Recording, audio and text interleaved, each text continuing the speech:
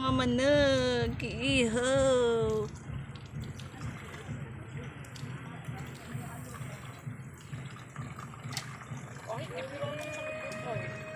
Hmm?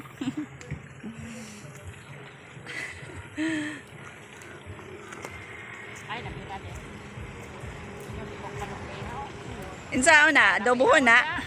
Adobohon na, ugma. Insao na kuya? Pinaupong manok.